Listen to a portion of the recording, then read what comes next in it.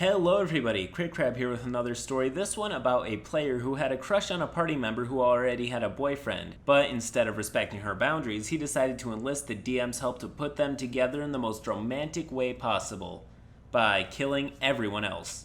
Roll post.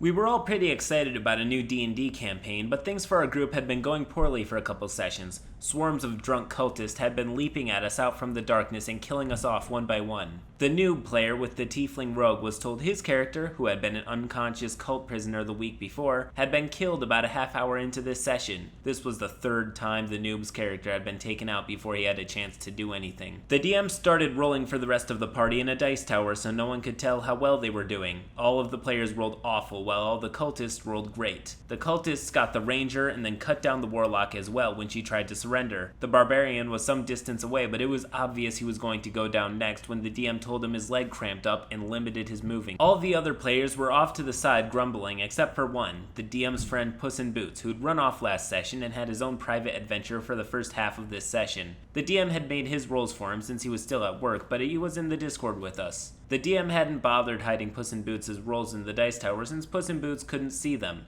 We could though, and even though the dice came up ones or he'd kill the NPC he was supposed to save, the DM just re-rolled or ignored all of it until Puss in Boots succeeded. This wasn't the first time the DM had let things slide for Puss in Boots. He'd already been insta-jibbed by a dragon breath, ignored, and had an extra ability that let him roll a 10 for free if he wanted.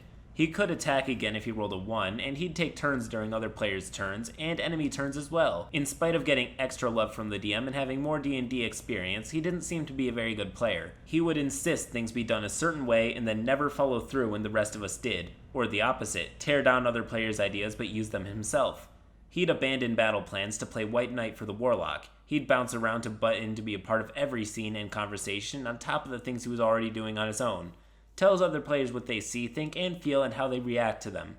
On his own turns, he usually just hides from opponents until they're injured or weaklings he can bully. Other players had their own complaints. So while the DM's busy killing the barbarian, who at this point not only had to deal with suddenly not having his leg work, but had also slipped and accidentally thrown his weapon far off into the distance as well, Puss in Boots and the dead players are all in the Discord. Puss in Boots, both the player and the character, clearly has a crush on the warlock and tries to make her feel better by letting us know we won't all be dead. The DM had worked it all out beforehand. This, unsurprisingly, upset everyone even more, but Puss in Boots doesn't notice because he thinks he's being reassuring. Meanwhile, the DM's getting tired of the barbarian surviving and has a cultist stab him for 30-odd HP in one hit. In between sessions over the next few weeks, Puss in Boots casually mentions some other things, seemingly oblivious to the fact that we all talk to each other. He claims he'd been working with the DM to do away with the barbarian because the barbarian and the warlock were dating in real life. They planned to have him killed off in between sessions or at the start of the next. I don't know what happened with that. The barbarian did not die at any rate, but it did make some of the strange things the DM did make more sense. Like how he'd tell the barbarian that he was hitting on female NPCs he'd meet, much to the surprise of the barbarian.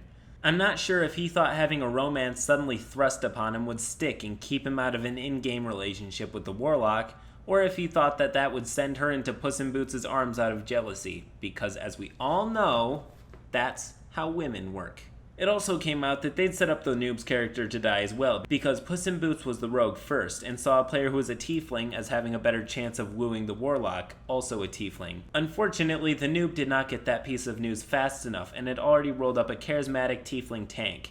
Once again, the noob's new tiefling was immediately taken out by drakes, while Puss in Boots' character ran away again next session. At this point, I can't tell who's the stupidest one. A, the DM for toying with the group like this and thinking it's okay or we wouldn't notice, or if it's B, Puss in Boots for bragging about being a secret co-DM and thinking he could steal a girl by being a bigger deal in a game of Dungeons and Dragons. Or if it's C, me and the other players, for not realizing this was the situation before now.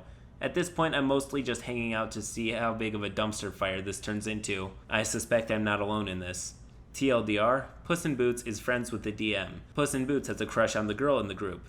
So he and the DM arrange to kill off all the other male players that Puss in Boots sees as competition. Puss in Boots shares this with another player, apparently not realizing how much we'd think this sucks. Well guys, if there's one thing that chicks dig, it's self-absorbed phonies who use D&D to live out their neckbeard fantasies of saving Milady and wooing her away from Chad.